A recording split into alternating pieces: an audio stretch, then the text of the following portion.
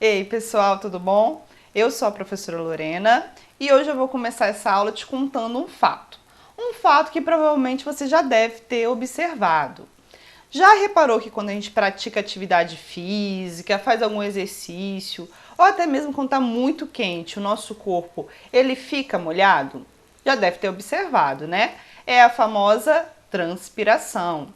A maioria de vocês já deve saber também que a função da transpiração é reduzir a temperatura do corpo. Então, quando está muito quente, o nosso corpo tem essa tática de eliminar a água na forma de suor para diminuir essa temperatura. Não é muito legal para o corpo ficar muito aquecido, né?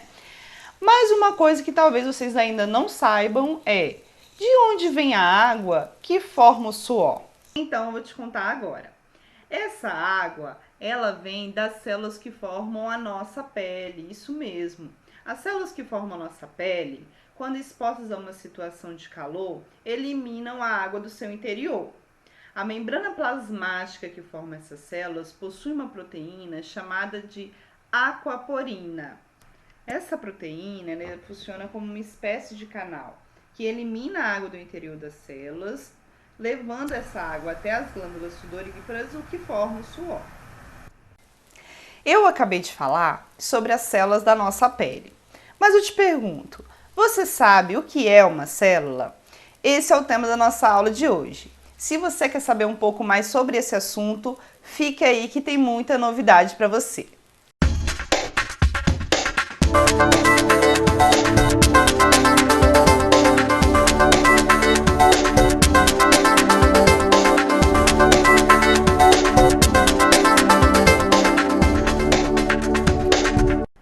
Aprender e conhecer mais sobre as células é fundamental, porque é graças a elas que existe vida no planeta. Se você, por exemplo, está aí agora me ouvindo, respirando, vivo, agradeça isso às células do seu corpo, que estão funcionando sem parar para te manter vivo. Imagina só se as células do seu coração resolvessem parar por alguns minutos. Ah, estou muito cansada, vou dar um descanso. Vou parar um pouquinho para descansar. Não ia dar muito certo. Provavelmente você morreria. Pois é, todo o funcionamento do nosso organismo depende das células. E é isso que a gente vai aprender agora. Vamos lá? De início, a gente tem que saber o seguinte: todos os seres vivos são formados pelas células. Todos os seres vivos presentes no planeta são constituídos por essas estruturas que a gente vai ver agora, tá? Uma definição muito comum de célula é a seguinte: a célula é a menor unidade básica, estrutural e funcional dos seres vivos. O que isso quer dizer? Quer dizer que além de dar forma, além de formar a estrutura dos organismos, as células possibilitam o seu funcionamento.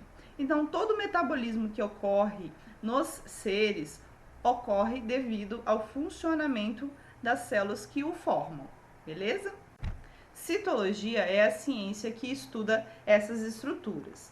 E os organismos, eles podem ser classificados de acordo com o número de células que eles possuem, tá?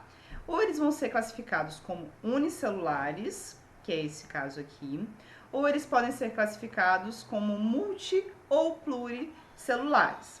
Pluricelulares serão aqueles organismos que vão ter uma complexidade maior, que na maioria das vezes vão ser formados por tecidos, vão ter órgãos, sistemas, são seres mais complexos, maiores. Os seres unicelulares, eles são mais simples, normalmente são microscópicos, não são vistos a olho nu, beleza? Então vamos lá. As células, elas podem se organizar da seguinte forma: um conjunto de células, várias células reunidas, formam um tecido. Vários tecidos reunidos formam um órgão. Esses órgãos formam sistemas que aí formam um organismo. Um exemplo bacana para a gente compreender melhor isso, do que é uma célula, de como ela constitui nosso corpo, é imaginar uma casa, por exemplo. Para a gente construir uma casa, a gente precisa de tijolos, tá? Os tijolos numa casa é a menor parte dela, assim como a célula é para o nosso corpo. Então, se eu pego vários tijolos e coloco um colado no outro, eu consigo assim formar uma parede, que no caso do nosso corpo seriam os tecidos formados pela célula. Várias paredes juntas formam o que eu chamo de cômodo. Esse cômodo se representaria como sendo um órgão, um sistema do nosso corpo. Vários cômodos juntos vão formar uma casa. Então, vários sistemas juntos, vários órgãos funcionando, formam assim um organismo, tá? Então, pra gente, a célula é como se fosse o tijolo para casa, altamente metabólico, cheio de reações químicas, que além de dar a estrutura do organismo, possibilita o funcionamento dele. Para termos noção da complexidade que um organismo pluricelular pode ter, vamos usar como exemplo o ser humano. Para formar um ser humano, são necessárias em média 10 trilhões de células. Então é muita célula para formar você aí, para você estar aí agora me ouvindo. Então, cada parte do seu corpo, ele é formada por essas pequenas estruturas microscópicas que a gente não consegue ver a olho nu. A gente depende do microscópio para ver e estudá-las, tá? Então, desde a sua unha, seu cabelo, seu olho, todos os seus órgãos, eles vão ser constituídos pelas células. E agora a gente tem que então conhecê-las, né? Depois de ter essa dimensão, essa noção do que é, da onde ela se encontra e do que ela constitui, a gente precisa conhecê-la individualmente. Vamos agora estudar mais aprofundado sobre essas estruturas, tá bom? Vamos lá. Basicamente, a célula vai ser formada por 3 estruturas básicas: a membrana plasmática, o citoplasma e o núcleo, no caso das células eucariontes. Será tema de uma próxima aula. As eucariontes são as únicas células que possuem um núcleo. Então, aqui a gente tem uma visão geral de como seria uma célula eucarionte, que é o caso das nossas células, tá? As células que formam o nosso corpo. A célula eucarionte vai apresentar as 3 estruturas básicas de uma célula, que é a membrana plasmática, né? Essa camada que envolve, que forma realmente a célula em si. O citoplasma, que é o líquido intracelular, então aqui, ó, entre a membrana plasmática e o núcleo, que é essa região central maior, existe um líquido que vai ser chamado de citoplasma, tá? Então aqui nós temos essas 3 estruturas. A membrana plasmática, no interior dela o líquido chamado citoplasma e o núcleo, onde vai estar o material genético desse organismo. Vamos conhecer então sobre cada uma dessas estruturas, começando pela membrana plasmática. A membrana nada mais é do que uma película, né, que envolve a célula, que reveste ela, e quando ela reveste, ela dá proteção a essa célula.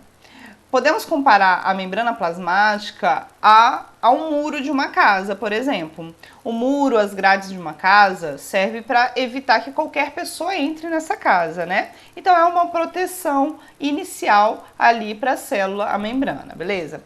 Outra função da membrana é a interação entre as células, tá? As células se comunicam. As células, no caso dos seres pluricelulares, não estão sozinhas. Então, elas estão unidas, formando assim os tecidos. E aí, uma se comunica com a outra, uma diz para a outra o que está rolando nela. Por exemplo, se um vírus, Covid aí, né, resolve invadir uma célula vizinha, ela consegue se comunicar com a outra através da membrana, dizendo que algo está errado ali, que há um invasor nela, beleza? Então, é uma das funções da membrana plasmática.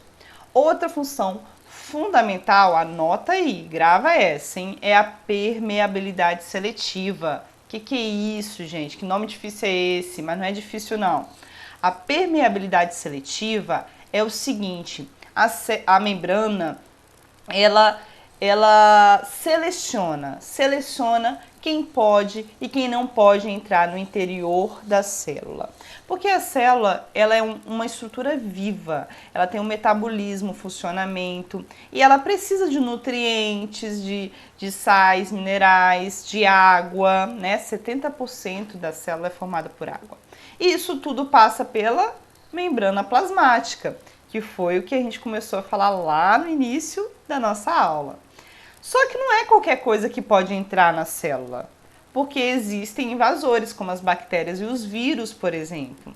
Então, a membrana, ela tem uma permeabilidade, ela tem uma certa seletividade, não é qualquer estrutura que vai poder adentrar a célula. Nós podemos comparar, nesse caso, a membrana plasmática à fronteira de um país, por exemplo. Imagina lá os Estados Unidos. Você quer ir lá visitar esse país, mas você pode pegar um avião e simplesmente ir? Não, você precisa de uma autorização, o visto. Você depende dessa autorização para entrar no país. Assim funciona com a membrana plasmática. Ela autoriza ou não a entrada de substâncias no interior da célula, beleza? Temos também o citoplasma, que vai estar ali entre a membrana e o núcleo da célula. O citoplasma nada mais é do que um líquido que vai preencher esse espaço intracelular. Esse líquido é formado em sua grande maioria pela água. Ele vai apresentar também alguns sais minerais que vão manter ali o equilíbrio, vão ajudar a célula a se manter de forma ideal, tá? Dentro do citoplasma a gente encontra algumas estruturas chamadas organelas citoplasmáticas. Que é isso, professora?